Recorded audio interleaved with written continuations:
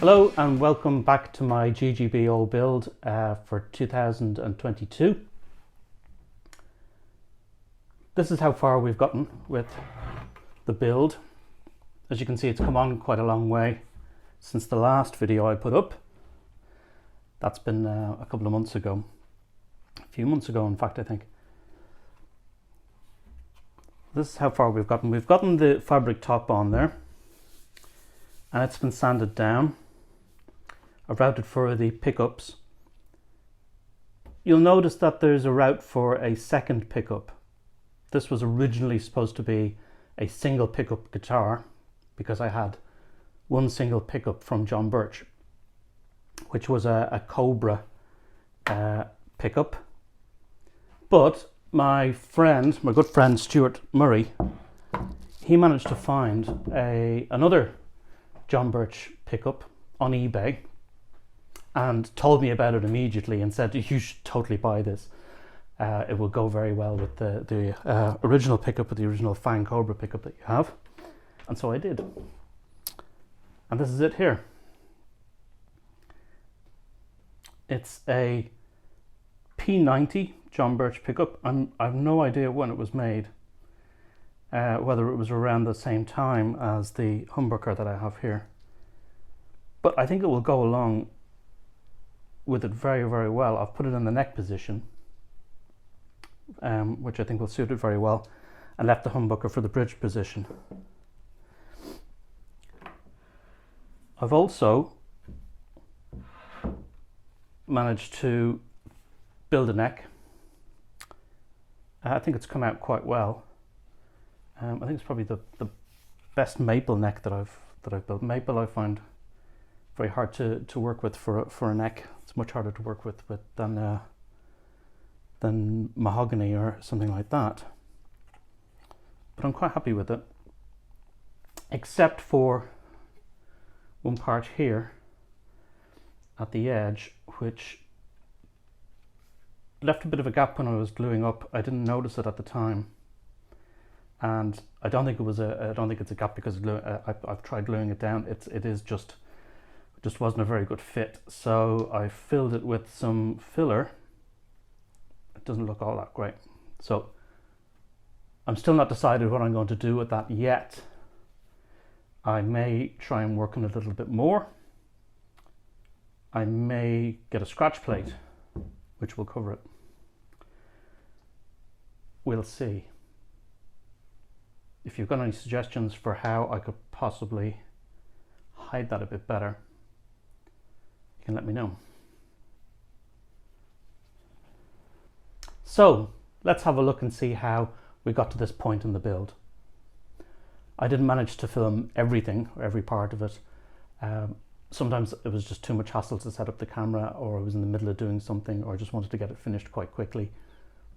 But hopefully it'll give you a flavour of how the process went.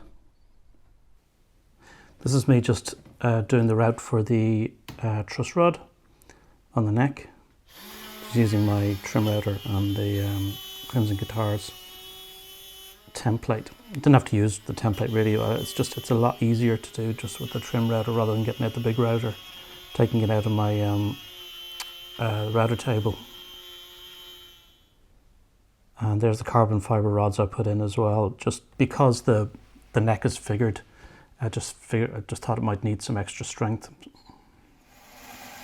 And then cutting out the neck on the bandsaw. I always feel like these voiceovers should be trying to entertain a little bit more. Just describing what's going on screen. Just seems a bit boring. I hope you like it. Here's me doing the cutting the fret slots. Again, it's a flamed maple fretboard that I'm putting on.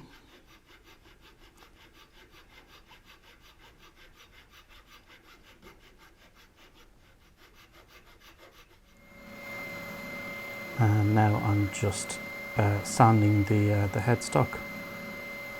It's put into shape before I put the. I didn't actually film myself doing the routering with it with the template.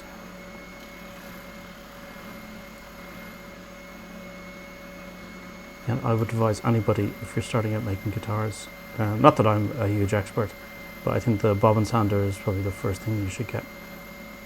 Out of all the big sort of tools, you can do so much with it, and it's a lot less scary than a router.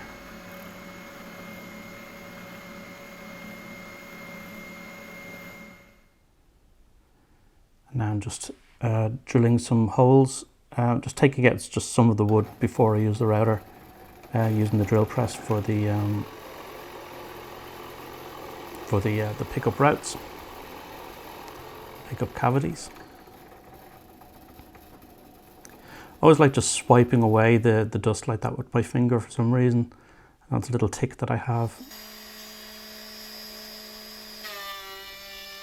And now just routing out the rest of the cavity with my router and the template. They're a great little router, those the Bosch, just uses a battery. They're fantastic, very, very useful, very versatile. And now I'm just using the same router then to using a template to route out where the truss rod access is going to go at the neck.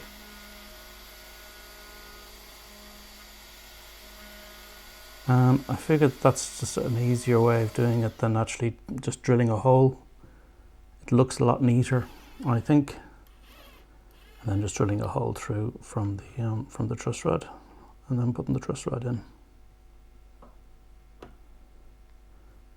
And it fits. Hooray! And it's adjustable. Really pleasing when you do something like that.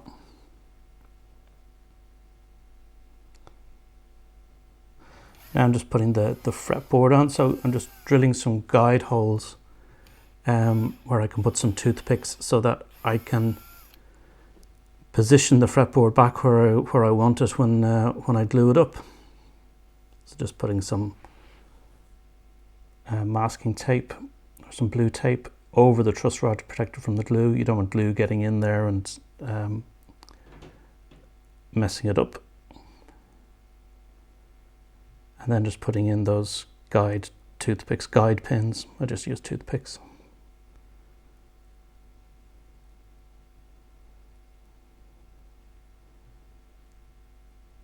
And that keeps it in place then, instead of it slipping all around the place with the glue. And it's ready to be clamped up.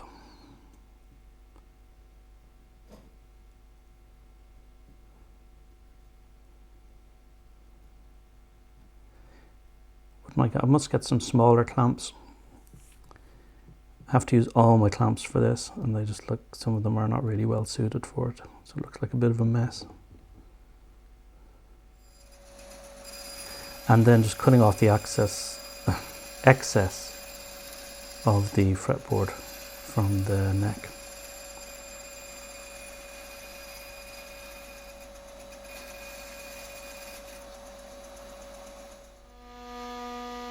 And then using my very, very scary new router bit to route off the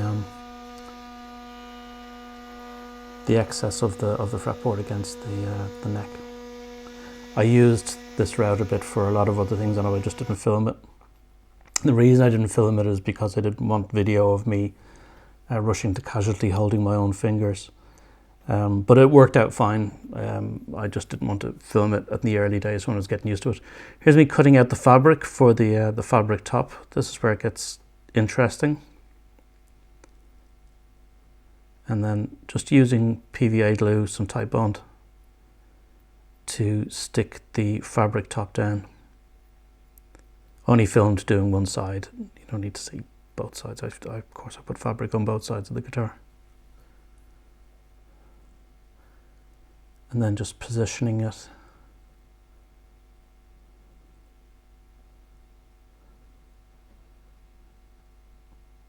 And smoothing it out so that there's no trapped air bubbles or anything like that.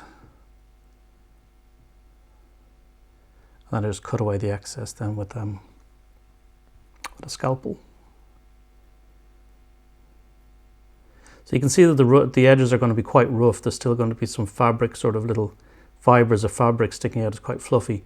But the intention is that when I put the sealer, sanding sealer on top of it, it will turn the fabric rock hard, and then I can route it away, and it won't get a nice sharp edge on it. So here's now I'm putting on the sanding sealer on top, putting on a lot of it because I want it to soak right in. It's acrylic sanding sealer. I wouldn't advise using it. I wouldn't use it again. I'd probably try and find some other polyester, not necessarily polyester sanding sealer, but the polyester that they use for cars and things like that. For car repair, that's what I'll probably use the next time. Now I'm just sanding it down. And so I won't show it all. I won't show it all in the video, but I did several coats of the acrylic sealer on both sides, and sanded it back each time, just to about 320. And just doing the where the neck meets, I don't know what you call that. I can't remember what that part of the guitar is called. The transition, that's what it's called. Just doing that with a sander. Just made a little jig for it just to hold it so that it's at 90 degrees. Great view of my arm there, my wrist. For all you people who have a kink with wrists. And here's me just, as you can see, like the headstock needs to be thicknessed. So I've just made myself a little jig with my router. It's like a so I can flatten it basically to whatever depth I want, and it stays all nice and smooth. And now I'm just drilling holes for the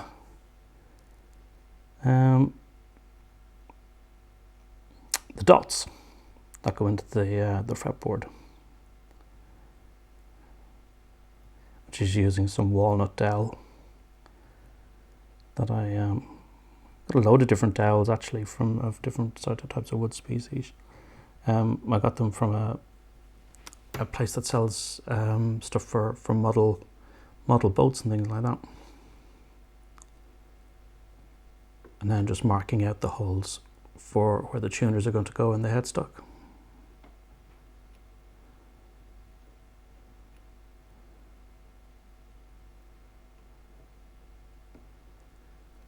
I look really incompetent doing that as well, look.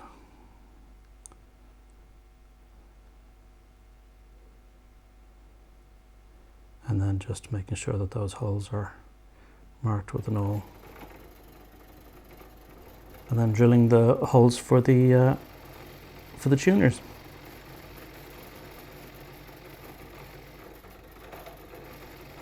I've put some wood underneath it, just a sacrificial piece of wood underneath, so that the exit hole is nice and smooth at the back. And now just putting drilling for the side dots.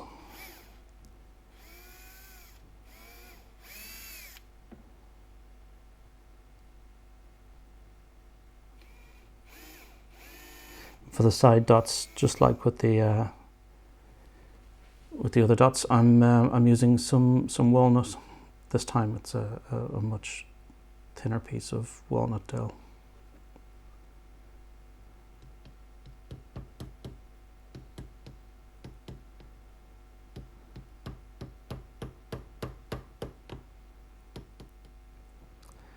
And I'm getting the fretboard ready to put in the frets, so I'm just making the fret slots just a little bit wider at the top to make the frets go in easier. That's really, I can't emphasize how important that is to do before you're going to put your frets in. It makes it so much easier. And then just using a syringe to put some tight bond into the fret slots. Not sure how much it's needed, but all it does is just fill up any void underneath the frets to stop any dead spots, rather than actually holding in the frets. The frets are held in by the tang, but the glue just helps to fill up any voids and makes the guitar sound better.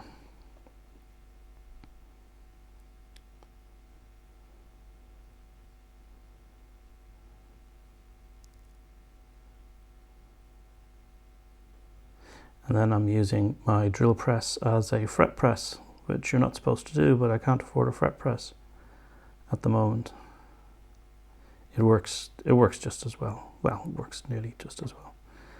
And then once I've snipped off all the ends of the frets, then I'm just filing them here with my big file. I didn't film myself doing the beveled edges on it. I have another file to do a 45-degree bevel on the fret ends.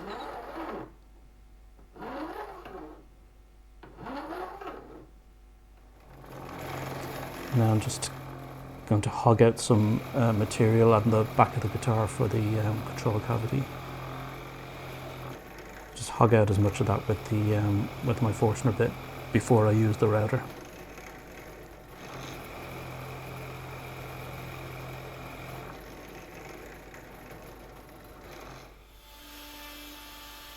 And then using my bigger router then just to route that control cavity.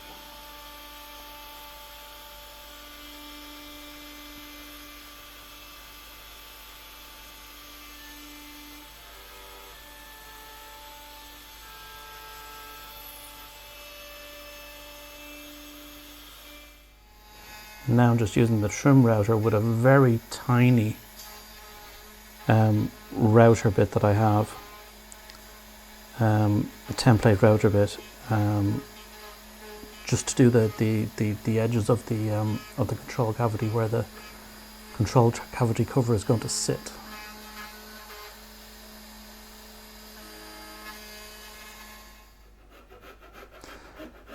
Later on I decided that I was going to do a belly carve. I hadn't intended to do one, so I decided that I would do now once the fabric had hardened up.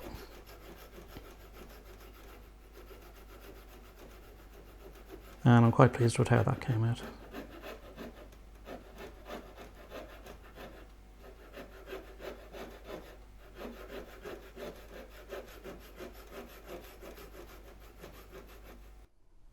Well, what's left to do on the guitar? Next up, I'm going to spray it. It's been sanded down. It's got sanding sealer on it. It's been sanded. I'm going to spray black along the edges of the guitar and over this comfort carve.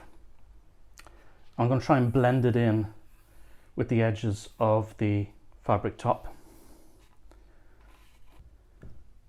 Then, once that's dried, I'm going to put a finish on the guitar. I'm going to use some Bright Tone. It's by Crystalac. It's a water-based finish. I don't really have all the equipment for spraying and stuff like that, so I'm going to brush this finish onto it and then sand it and polish it back, and we'll see how we get on with that. It's the first time I've ever used that type of finish. I usually use sort of oil finishes and things like that, so it'll be interesting to see how that comes out. It could be a complete disaster, or it could work out really well. Just have to wait and see. As far as the neck goes, I've got to carve the rest of the neck. I've got to do a fret dressing on the frets, although they do seem to be very level. I've been very, very lucky putting these frets in. I've gone over them with a fret rocker. There's no rocking whatsoever. So if there's any sort of leveling to be done, it's going to be very, very minimal. And after that, we can start to put the guitar together, and that'll probably be in a video, not the next video, but the video on from that. So hopefully we'll see you then.